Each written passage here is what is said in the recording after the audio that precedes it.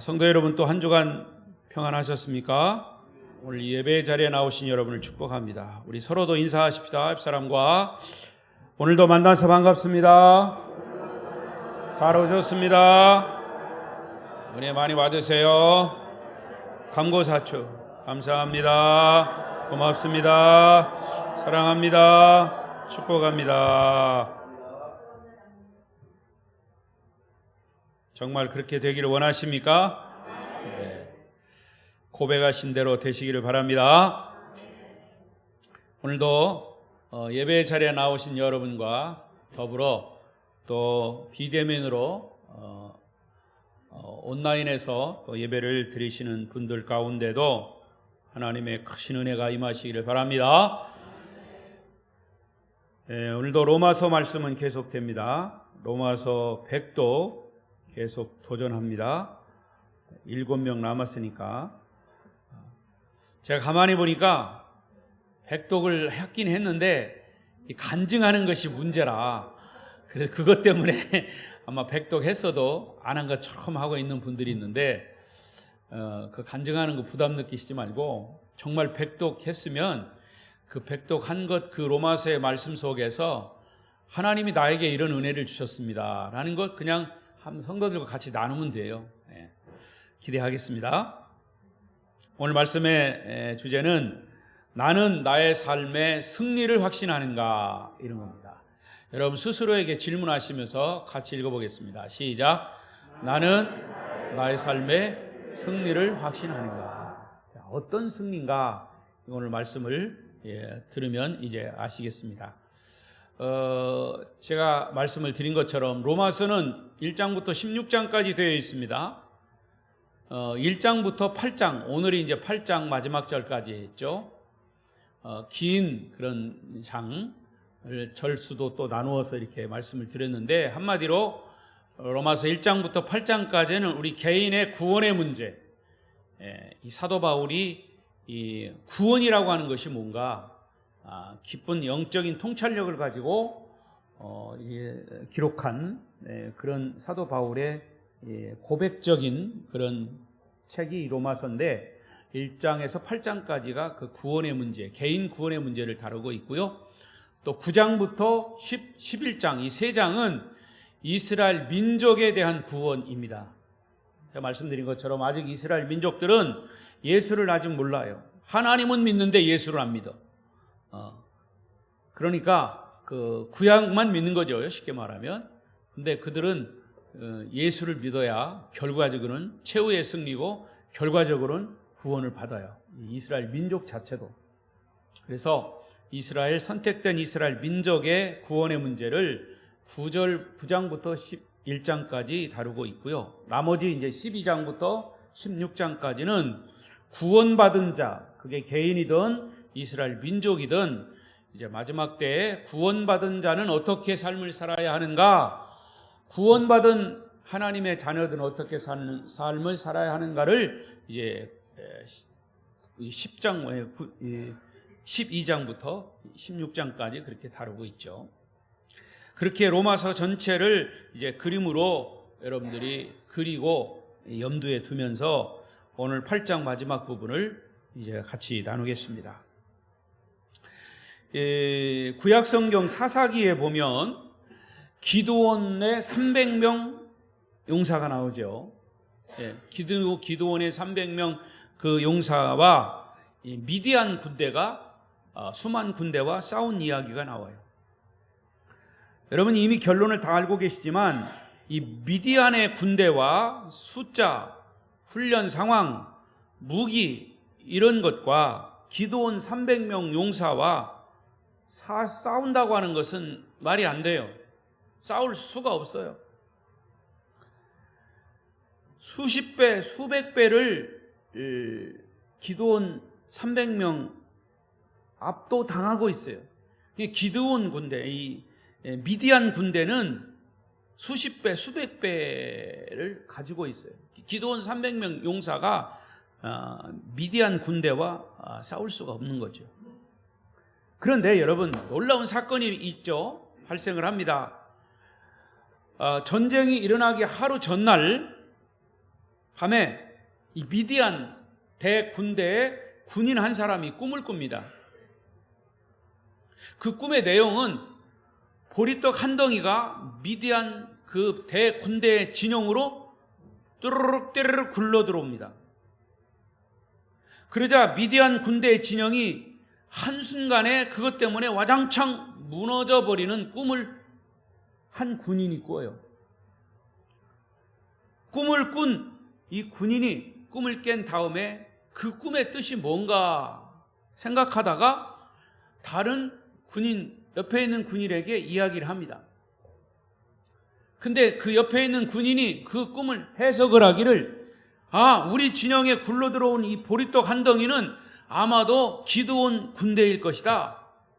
틀림없이 우리 군대는 이렇게 군인이 많지만, 훈련된 군인이지만 무기도 있지만 우리는 그들에게 망할 것이다. 이렇게 나름대로 꿈의 해석을 합니다. 그 꿈의 해석이 일파만파로 그 미디안 군대 군인들에게 싹 퍼져가지고 결국에는 혼비백산 다 군인들이 다 흩어져 버리고 결국에는 싸우기도 전에 전의를 상실해버리고 패배하는 모습을 보여주죠. 그게 기드온 300명 용사의 승리를 사사기에서 보여주고 있는 내용이에요. 제가 왜 서두에 이런 말씀을 드리냐면, 여러분, 우리가 인생을 살면서 여러 가지 부딪히는 삶의 과정에서 정말 이것이 성공이냐 실패냐, 좋은 일이냐 나쁜 일이냐 하는 이런 결정은 어떤 조건이나 환경도 좌우를 할 수 있죠. 그러나 조건이나 환경보다는 승리할 수 있다는 마음의 확신, 내가 가지고 있는 정신, 이것이 승리와 성공을 가능하게 하는 중요한 요인이 된다 하는 말씀이에요. 미디안 그 많은 군대 한 사람 한 사람에게 우리는 저 기드온 300명에게 질 거다 하는 그 꿈 가지고 그런 생각들이 쫙 퍼지니까 결국엔 그들이 패배의식을 가지고 혼비백산 도망가고 패배하고 마는 것처럼 말이죠. 우리는 오늘 본문 성경 속에서 이러한 확신을 사도 바울에게서 배울 수 있어요. 바울이 살던 시대는 로마의 막강한 권력이 그 당시에 세계를 지배하고 있던 시대입니다. 이스라엘 역시 로마의 지배를 받고 있었습니다. 바울은 유대인으로서 역시 하나님을 믿는 믿음을 가졌지만 그 지배하에 있었습니다. 그러나 바울이 변화되고 복음을 증거하고자, 특히 이방인에게 복음을 증거하고자 하고는 그런 마음과 확신이 생겼을 때, 또 하나 바울은 로마가 세계를 정치적으로 지배했듯이 복음이 세계를 지배할 수 있다, 내가 전하는 이 복음으로 세계를 변화시킬 수 있다라고 하는 마음의 확신과 생각을 가지고 있었습니다. 또한 그는 누구나 개인적으로 예수 믿고 신앙생활하는 과정에 있어서도 궁극적인 승리가 바로 그 마음, 그 사람의 마음가짐에, 그 사람의 생각 속에 그 승리가 확신되어 있다면 결국에는 승리할 것이다. 할렐루야. 오늘 본문의 37절 말씀이 바울의 이러한 위대한 고백이에요. 37절 읽어보십시다. 시작. 그러나 이 모든 일에 우리를 사랑하시는 이로 말미암아 우리가 넉넉히 이기느니라. 오늘 이 말씀이 이 전체 부분의 가장 핵심적인 말씀이에요. 이 모든 일에, 바울의 생애의 모든 일에 우리를 사랑하시는 이 누굽니까? 하나님이시오. 그 하나님으로 말미암아 우리가 넉넉히 이긴다, 승리한다. 이 바울 사도의 생애의 승리에 대한 확신의 고백이 이 37절에 있습니다. 저와 여러분의 고백이 되시기를 바랍니다. 복음은 세계를 바꾸어 놓았습니다. 바울의 그런 확신 때문에, 열심히 전하는 복음 증거 때문에 세계를 변화시켰습니다. 여러분의 인생 삶에도 개개인을 향한 하나님의 계획은 반드시 성취될 건데 그 성취의 결과는 마지막은 승리다 그 말이에요. 자, 그렇다면 이 승리에 대한 근거가 뭘까? 이 확신의 근거가 뭘까? 근거가 있어요. 무조건 내가 승리한다는 게 아니고 분명히 근거가 있다는 말. 그 근거를 오늘 말씀을 통해서 세 가지로 요약할 수 있어요. 첫 번째는 하나님의 주권에 대한 확신이에요. 하나님의 주권에 대한 확신. 여러분, 제가 지금 종을 치는데 종을 몇 번 칠까요? 예? 내 마음이지. 엿장사가 가위질을 몇 번 해? 엿장사 마음대로. 그건 뭐냐면 엿장사의 주권이야. 그걸 가지고 주권이라고 합니다. 여러분, 하나님이 천지를 창조하셨습니다. 우리 인간을 창조하셨습니다. 그러면 창조하신 자의 뜻대로 이 세상은 흘러가는 거예요. 그게 뭐냐? 하나님의 로드십, 주권이에요. 우리가 참된 그리스도인이고 하나님이 나를 창조하셨고 하나님이 세계를 창조하셨다면 우리가 예수 믿는 그 순간부터 내 인생의 주인은 하나님이시다. 그렇게 믿는 것이 하나님의 주권에 대한 확신입니다. 그러니까 하나님의 주권에 대한 이 확신이 있을 때 나는 최후의 승리자가 된다라고 하는 확신도 서는 거예요. 내가 최후의 승리자가 된다라고 하는 확신의 근거는 하나님의 주권에 대한 확신을 가지고 있을 때 최후의 승리자가 된다라고 하는 것이죠. 하나님은 우리의 삶에 놀라운 승리의 계획을 준비하고 계십니다. 계획하고 계십니다. 그 계획의 마지막이 승리입니다. 28절을 보십시다.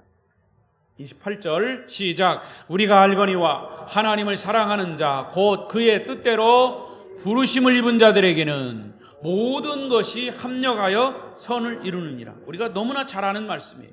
그냥 줄줄 외우는 말씀이에요. 근데 여기 보니까 우리가 알거니와 28절을 시작하면서 우리가 알거니와 그랬어요. 우리가 안다 그랬어요. 뭘 알아요? 뭘 안다는 얘기입니까? 바울은 여기서 우리가 안다 그랬어요. 뭘 안다고 그랬어요? 자, 26절과 28절을 비교해서 보면 거기에 답이 있어요. 26절 시작. 이와 같이 성령도 우리의 연약함을 도우시나니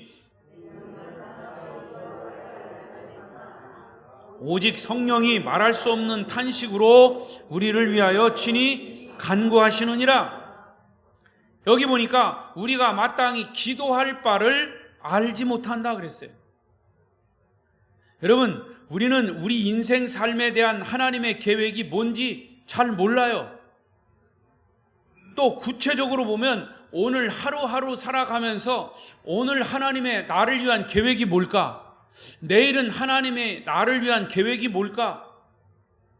이것일까 저것일까? 내가 이런 결정을 할 때 이게 하나님의 뜻인가? 이게 선택을 잘하는 것인지 잘못하는 것인지, 하나님이 원하시는 선택이 뭔지 이 잘 몰라요. 우리는 현재나 미래를 잘 알지 못할 뿐만 아니라 우리가 할 수 있는 것도 있지만 할 수 없는 불가능한 일들이 너무나 많아요. 그럼에도 불구하고 바울은 우리가 이렇게 모르는 것이 많은데도 우리가 아는 것이 있다 그랬어요. 그 아는 것이 뭐냐? 우리가 알거니와 하나님을 사랑하는 자, 그 뜻대로 부르심을 입은 자에게는 모든 것이 합력하여 마침내 하나님의 선이 이루어진다. 여기서 그러면 하나님의 선이라고 하는 것이 뭘까? 또 29절을 보세요. 하나님의 선 시작. 하나님이 미리 아신 자들을 또한 그 아들의 형상을 본받게 하기 위하여 미리 정하셨으니 이는 그로 많은 형제 중에서 맏아들이 되게 하려 하심이니라. 자, 하나님의 선이 여기 있어요. 하나님의 선이란 뭐냐? 하나님의 아들인 예수님의 형상을 본받는 거예요. 예수님을 닮는 것이 하나님의 선이에요. 예수님의 인격을 담는 것이 하나님의 선이에요. 우리의 삶에서 무엇을 경험하든 간에 모든 불행과 역경과 고통에도 불구하고 하나님은 마침내 우리를 예수 그리스도를 본받게 하시는 것이다, 하신다, 그 말이에요. 그게 하나님의 선이에요. 하나님이 우리에게는 최후의 승리를 주시는데, 최후의 승리가 뭐냐? 내가 예수를 본받는 거예요. 예수님을 본받는 것이 하나님이 우리를 위해서 준비해 놓으신 최고의 선이다, 이렇게 선포하는 거예요. 그런데 이것은 반드시 성취될 것이에요. 뭘로 성취돼요? 자, 쉽게 말하면 우리가 예수님을 닮은 모습으로 승리하는 것이 뭐냐? 천국 가는 거예요. 예수 믿고 천국 가는 것이 최후의 승리다, 그 말이에요.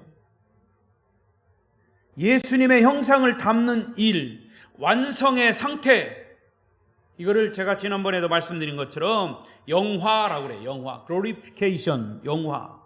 자, 그런데 이 말씀을 30절에서 또 설명을 하고 있어요. 30절 시작. 또 미리 정하신 그들을 또한 부르시고 부르신 그들을 또한 의롭다 하시고 의롭다 하신 그들을 또한 영화롭게 하셨느니라.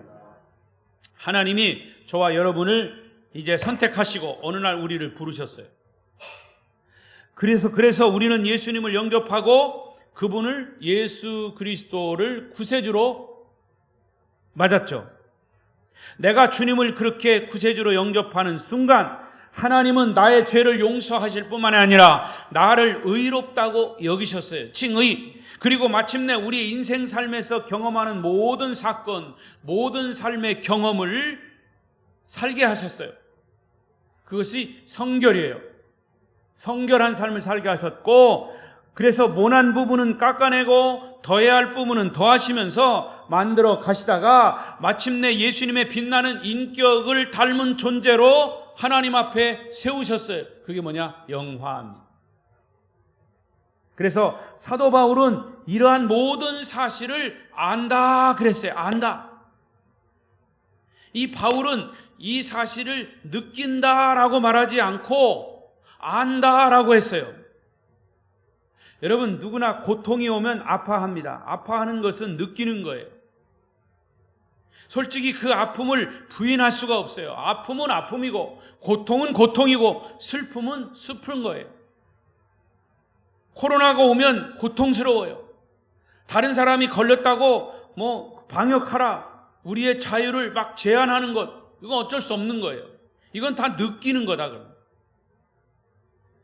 우리가 알고 있는 것은 고통이 기쁨이 될 수 없고 슬픔이 영화가 될 수 없어요. 우리가 경험하는 모든 고통, 슬픔, 불행, 역경, 이 재앙 모두가 다 마침내 그런 것을 통해서 하나님이 우리를 훈련하고 단련하셔서 그리스도를 닮은 존재로 만드시는 것, 그런 하나님의 주권을 내가 알고 있다라고 바울이 얘기한 거예요.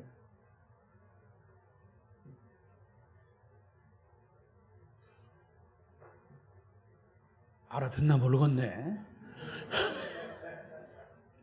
자, 그런데 그 좋은 예로 알기 쉽게 요셉의 예를 들게요. 요셉. 여러분, 요셉의 그 과정을, 생애를 보면요, 얼마나 억울한 일이 많이 있었습니까? 자기 형들로부터, 가족인 형들로부터 오해를 당하고 왕따를 당하고 나중에는 노예로 팔리고 죽음의 사지로 던져지는, 가까스로 목숨이 구출되는가 했더니 이제는 애굽 이웃나라의 노예로 팔려갔어요. 이게 다 요셉이 잘못한 게 하나도 없는데 다 모함으로, 오해로 그렇게 됐죠. 그러나 그 과정을 통해서 결국에는 어떻게 됐어요? 하나님의 오묘하시고 놀라운 섭리는 마침내 요셉을 애굽 이웃나라의 국무총리로 하나님이 세우셨어요. 그때 조국 이스라엘 땅에 가뭄이 들었어요. 양식을 구걸하기 위해서 고향에서 자기 형제들이 찾아왔습니다. 자기를 죽음의 사지에 몰아넣었던 형제들이 지금 자기 앞에 무릎을 꿇고 엎드려서 곡식을, 양식을 구하는 이 상황, 얼마나 극적입니까? 그 시간은 요셉에게 원수를 갚을 수 있는 절호의 기회예요. 그러나 요셉은 어떻게 이야기합니까? 그 자리에서 형제들에게 말합니다. 사랑하는 형님들이요, 사랑하는 형님들이요, 근심하지 마십시오. 나를 팔고 죽이려 했던 여러분의 과거의 배신 때문에 나를 두려워하지도 마십시오. 오늘 이 순간이 있기 때문에 나는 당신들을 도울 수가 있습니다. 이 기근에 처한 데 민족 이스라엘을 구할 수가 있습니다. 이 모든 일을 하시는 분은 하나님의 능력이십니다. 이 모든 일을 하시는 이 일은 하나님이십니다. 하나님이 나를 당신들보다 앞서서 이곳에 보내시고 이 모든 상황을 이끄셨습니다. 따라서 나는 형님들에게 아무런 원망이 없습니다. 할렐루야! 형제들을 용서하고 그 상황에서 함께 넉넉한 승리자로 설 수 있었던 것이죠. 자, 그게 제가 지금까지 설명한 이 하나님의 주권과 계획, 그리고 하나님의 섭리에 대한 확신이 있었기 때문에 이런 모든 어려움의 과정을 다 통과할 수 있었다고 말이에요. 마찬가지로 저나 여러분이나 예수 믿고 구원받은 하나님의 백성들, 우리 모두의 인생 삶도 하나님의 주권과 섭리 속에 있음을 믿으시기 바랍니다. 최후의 승리는 결국 저와 여러분 하나님의 주권 안에 있음을 확신합니다. 두 번째는 이 승리의 확신의 근거가 뭐냐? 하나님이 주신 선물에 대한 확신입니다. 자, 하나님은 우리의 고통과 실패를 경험하는 동안에 우리에게 있어야 할 진정한 필요를 그의 선물을 통해서 반드시 채워 주셨습니다. 채워 주실 것을 바울은 확신했습니다. 채워 주실 것을 저와 여러분이 확신하시기를 바랍니다. 자, 32절을 보십시오. 32절 시작. 자기 아들을 아끼지 아니하시고 우리 모든 사람을 위하여 내주시니가 어찌 그 아들과 함께 모든 것을 우리에게 주시지 아니하겠느냐. 하나님이 우리에게 주신 선물 중에 가장 최고의 선물이 뭐다? 예수 그리스도다. 이런 얘기를 여러분도 들어보셨을 거예요. 어느 가정에 예수 잘 믿는 사람이 있었습니다. 그에게는 아들 5이 있었습니다.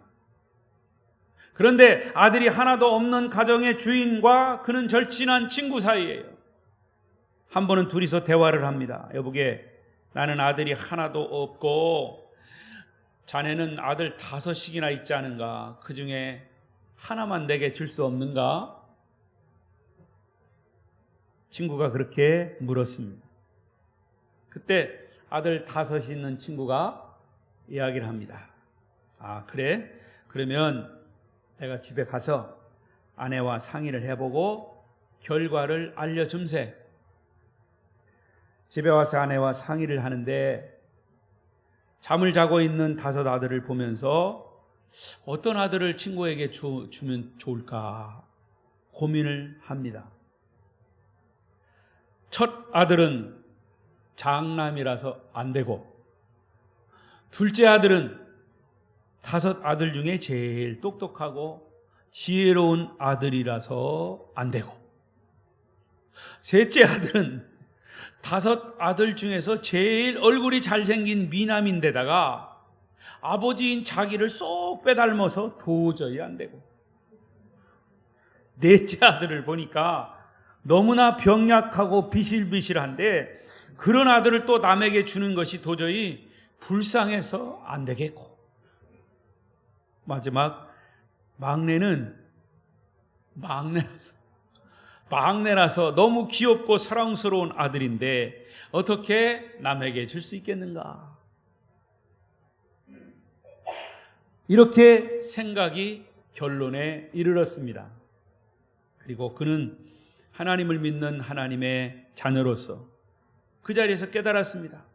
아, 하나님은 하나밖에 없는 독생자를 나를 위해서 십자가에 죽기까지 내어 주셨구나.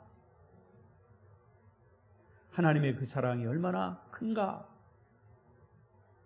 다시 한번 깊이 깨달았다는 얘기입니다. 바울의 고백을 다시 들어보십시오. 32절 다 같이 또 읽습니다. 시작. 어찌 그 아들과 함께 모든 것을 우리를 위하여 내주시니가. 자기 아들을 아끼지 아니하시고 우리 모든 사람을 위하여 내주시니가. 어찌 그 아들과 함께 모든 것을 우리에게 주시지 않겠느냐.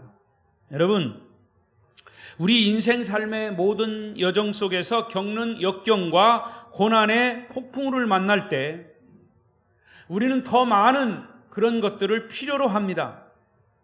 그래서 성경은 약속하셨어요. 독생자를 아낌없이 우리에게 주시니가 어찌 다른 것, 너희들이 필요로 하는 모든 것들을 안 주시겠느냐. 아멘? 여러분의 아멘이 안 주시는 것 같았고, 아멘? 이제 좀 주실 것 같으네. 여러분, 이때 우리가 언뜻 생각하기를 하나님이 모든 것을 주신다고 하니까 어떤 물질적인 필요를 공급하시는 것만 생각할 수 있는데, 우리는 워낙 이 물질주의 지배를 받고 있는 현대인들의 사고 때문에 그래요. 틀린 것은 아니에요. 그런데 여기서 모든 것에 대한 바울의 견해는 처음부터 일관성이 있어요. 모든 것의 궁극적인 목표는 뭐냐? 하나님의 아들인 예수님을 본받는 데 있어요. 그러니까 필요한 모든 것은 뭐냐? 예수님을 본받는 거예요. 금덩어리가 아니란 말이죠. 그 일부가 될 수 있어요. 그러나 예수님을 본받는 것이 모든 것을 우리에게 주시지 않겠느냐라고 하는 것에 포함이 되는 거예요. 여기서의 모든 것은 하나님, 예수 그리스도를 담는 것이에요. 그러면 우리가 예수님을 담기 위해서 필요한 모든 것이 뭐냐? 고난도, 불행도, 역경도, 재앙도, 오해도, 억울한 사건들도 포함돼요. 그런 것들이 오히려 우리를 막 힘들게 해요. 그렇지만 여러분이 주님께 사랑받는 자요, 부르심을 입은 자들이라면 하나님은 이 모든 것을 통해서 예수님의 빛나고 아름다운 그 인격을 본받게 하신다 그 말이에요. 그래서 그 인격을 본받기 위해서 성령의 9가지 열매도 우리에게 주셨어요. 말씀하셨어요. 사랑과 희락과 화평과 오래 참음과 자비와 양선과 온유와 충성과 절제. 하나님이 저와 여러분에게 필요한 모든 것을 채워주시는 것은 부자로 만들겠다는 것이 아니라 예수님의 모습을 본받는 데 필요한 모든 것을 공급하겠다는 얘기예요. 바로 이것이 우리의 삶의 승리를 확신하는 근거가 되는 것이에요.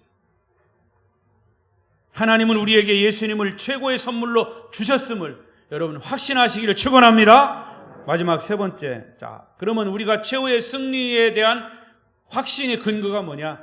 역시 하나님의 사랑에 대한 확신이에요. 하나님 사랑. 우리 아름다운 교회 여기 표가 뭡니까?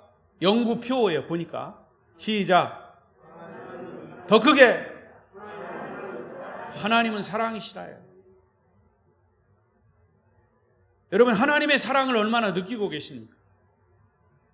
하나님은 저와 여러분을 위해서 하나님의 놀라운 계획을 가지고 계시고 그 계획을 반드시 성취하실 것을 믿으시기 바랍니다. 그런데 그것을 확신할 수 있는 근거가 뭐냐? 하나님의 사랑이에요.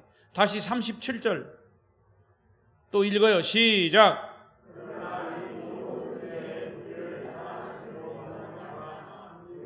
넉넉히 이기느니라. 바울이 넉넉히 이길 수 있다고 말하는 근거는 모든 일에 우리를 사랑하시느니 하나님이시에요. 하나님의 사랑은 영원합니다.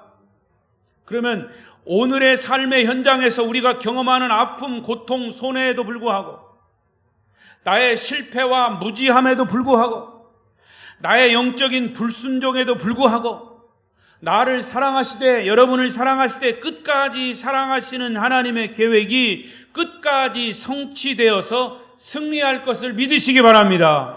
하나님의 영원한 사랑은 우리의 삶의 마지막에 승리할 수 있는 또 하나의 중요한 근거가 되는 거예요.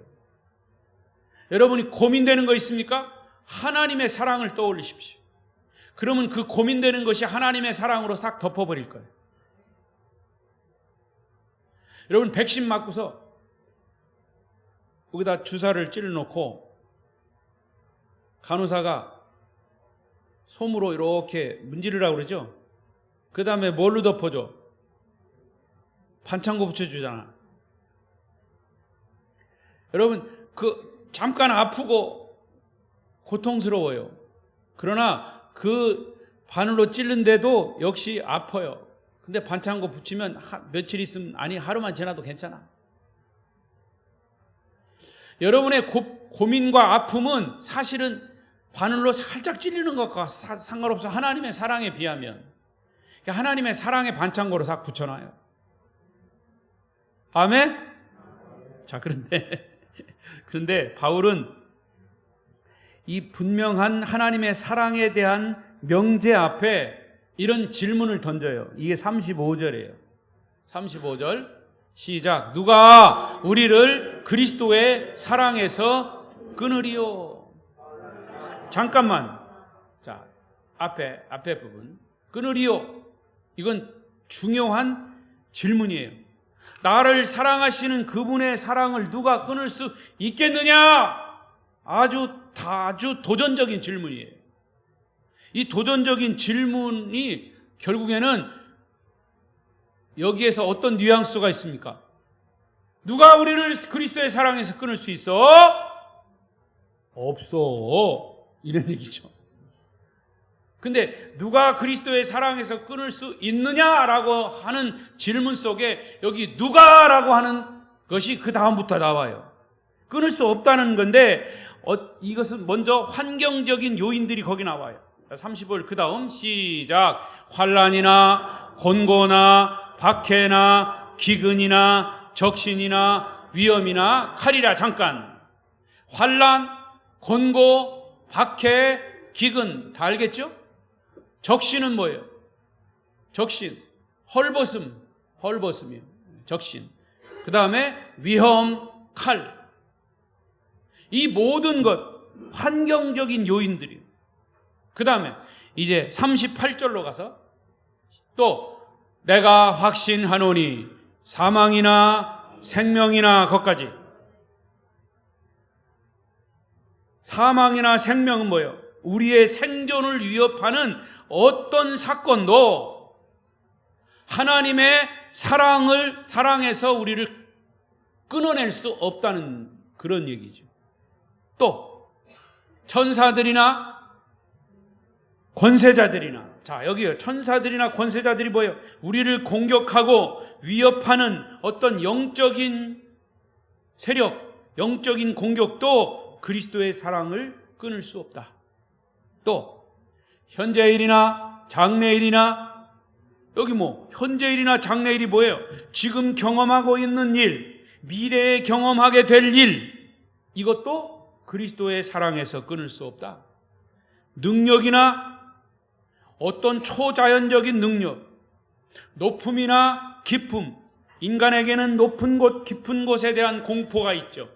이것도 하나님의 사랑에서 끊을 수 없고, 그 다음 여기 읽어보세요. 시작. 높음이나 기쁨, 읽어보세요. 시작. 높음이나 기쁨이나 다른 어떤 피조물이라도 우리 주 그리스도 예수 안에 있는 하나님의 사랑에서 끊을 수 없으리라. 제가 여러분의 이해를 돕기 위해서 쭉 설명을 했지만 결국에는 뭡니까?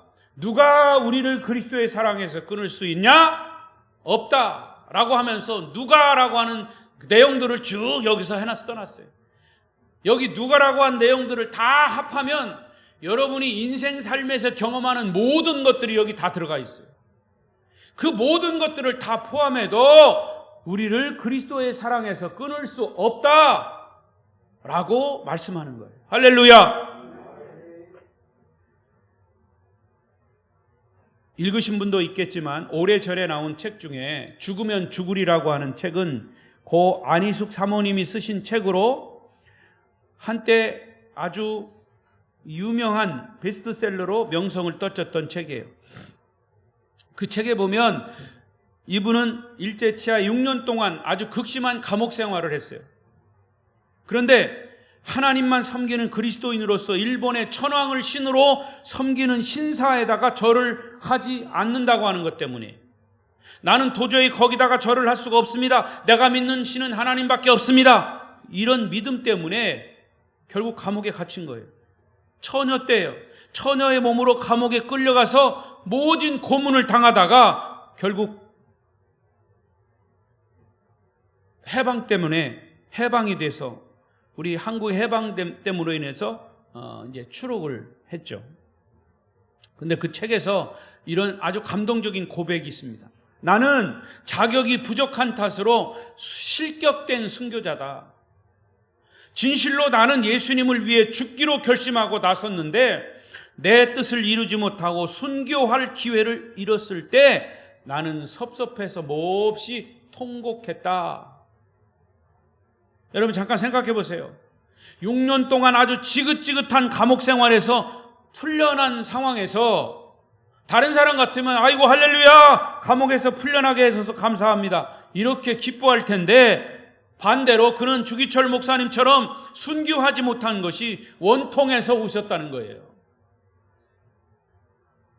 무엇이 그를 그렇게 고백하게 했고 강하게 만들었을까? 그 책에서 그런 설명이 나와요. 그 책 내용은 양순한 양떼 같은 성도들이 도살하는 악한 자들 앞에서 모진 매와 고문에도 불구하고 외마디 소리 한마디 못하고 견디는 그 진절머리 나는 참상을 볼 때 나는 왜 그랬는지 몰라도 나는 속으로 이렇게 기도했다. 주여 천사들을 보내셔서 속히 이 모든 사실을 고문당하는 성도들의 그 고문당하는 현실을 사진으로 찍어주십시오. 찍어놓으십시오. 속히 주여 속히 찍어놓으십시오 하면서 발을 구르며 부르짖었다. 나는 예수님이 어떤 사랑으로 순교자들을 사랑하셨고 만삭도 되지 못한 나를 역시 그 어떤 사랑으로 사랑하셨는가를 나는 다 기록할 수 없다. 여러분 이 말이 이해가 되십니까?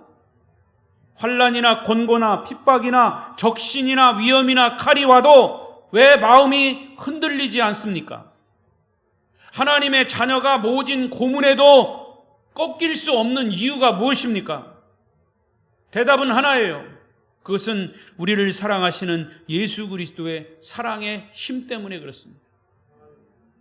지금 여러분 보도에도 보듯이 아프가니스탄이 저렇게 텔레반에 의해서 점령을 당했습니다. 그들이 목표는 뭐냐? 여러 가지 목표가 있겠지만 가장 첫 번째 목표는 아프가니스탄 안에 있는 기독교인들을 다 몰살하는 거예요. 아프가니스탄 안에 1%의 기독교인들이 있는데 그거를 속출해가지고 그냥 죽인다는 거예요. 지금 유튜브나 이런 데도 나왔지만 여러분 우리 그리스도인들이 그것을 생각하면서 기도하셔야 돼요. 그들을 위해서 기도해요. 그런 거 생각하면 우리가 신앙생활하는 거 너무 자유롭고요. 이거는 정말 코로나 때문에 이렇게 예배 드리는 것도 힘들고 어렵지만 이건 아무것도 아니에요. 여러분 죽여도 그냥 죽이는 게 아니에요. 총으로 쏴서 죽이면 그래도 고통도 덜하다고 하지만 숱한 고문과 그런 것들을 아주 그냥 악랄하게 행하고 있어요. 그렇지만 그런 고통과 아픔, 고난에도 그리스도의 사랑은 그들의 믿음을 끊어낼 수 없다. 오히려 그리스도의 사랑이 그들을 붙들고 있다는 거죠. 그리스도의 사랑이 여러분의 신앙을 붙들고 있기를 바랍니다. 복음이 여러분을 붙들고 있기를 바랍니다. 37절에 또 말씀했어요. 이 모든 일에 우리를 사랑하시는 이로 말미암아 우리가 넉넉히 이기느니라. 하나님의 사랑은 과거나 현재나 앞으로 영원히 변하지 않습니다. 하나님이 나를 정죄하지 않을까 불안해하지 않아도 돼요. 하나님이 나를 벌하지 않을까 걱정하지 않아도 돼요. 하나님은 지금도 여러분을 사랑하신다는 사실을 믿으시기 바랍니다. 하나님의 사랑은 영원히 변하지 않습니다. 여러분, 이제 조용히 눈을 감으십시오. 제가 이제 찬송을 한 장 부를 텐데 따라하지 마시고 가사를 음미해 보세요.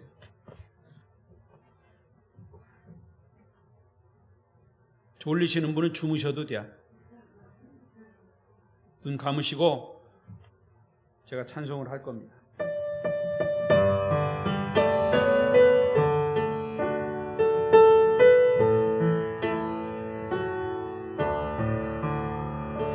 크신 하나님의 사랑 말로 다 형용 못하네. 천억고 높은 별을 넘어 이 낮고 낮은 땅 위에 죄범한 영혼 구하려 그 아들 목재물 삼으시고 죄 용서하셨네. 하나님 크신 사랑이 측량다 못하며 영원히 변치 않는 사랑 성도여 하늘을 두루마리 삼고 바다를 먹물 삼아도 한없는 하나님의 사랑 다 기록할 수 없겠네. 하나님의 크신 사랑 그 어찌 다 저를 높이 쌓아도 채우지 못하리. 하나님 크신 사랑은 증량다 못하네. 영원히 변치 않는 사랑 성도여 후렴만 같이 하나님 크신 사랑이 측량다 못하네. 영원히 변치 않는 사랑 성도여 찬양. 한 번 더 하나님 크신 사랑 하나님 크신 사랑이 측량다 못하네. 영원히 변치 않는 사랑 영도여 찬양하세. 할렐루야. 이제 말씀을 맺겠습니다. 사랑하는 성도 여러분, 저와 여러분의 인생 삶에 닥쳐오는 여러 가지 불행과 역경과 고난에도 불구하고 만일 우리가 내 삶에 대한 하나님의 분명한 계획과 섭리와 비전을 우리가 확신한다면 우리를 사랑하시는 주님 때문에 우리는 넉넉히 이길 수 있습니다. 넉넉히 승리할 수 있습니다. 라고 고백해야 합니다. 그리고 우리의 인생 삶의 여정에서 정말 우리에게 필요한 모든 인격적이고 도덕적이고 영적인 것들을 성실하게 공급하시는 하나님을 믿고 확신할 수 있다면 역시 우리를 사랑하시는 주님 때문에 우리는 넉넉히 승리할 수 있습니다. 라고 고백해야 합니다. 그리고 또한 우리의 삶의 최악의 상황 속에서도 나를 향한 하나님의 사랑이 계속 공급된다는 것을 믿고 확신할 수 있다면 우리는 바울과 같이 그리고 안희숙 사모님과 같이 우리를 사랑하시는 주님 때문에 우리는 넉넉히 승리할 수 있습니다. 라고 고백해야 합니다. 저는 여러분에게 다시 한번 도전합니다. 여러분들이 마지막 주님 앞에 섰을 때 하나님 그렇습니다. 저는 하나님이 저의 인생 삶에 계획하신 그 계획대로 승리의 삶을 살았습니다. 넉넉히 승리할 수 있었습니다. 라고 당당하게 고백할 수 있기를 바랍니다. 최후의 승리가 우리 아름다운 교회 성도들의 승리가 되시기를 축원합니다. 기도하십시다. 다 같이 통성으로 기도하겠습니다.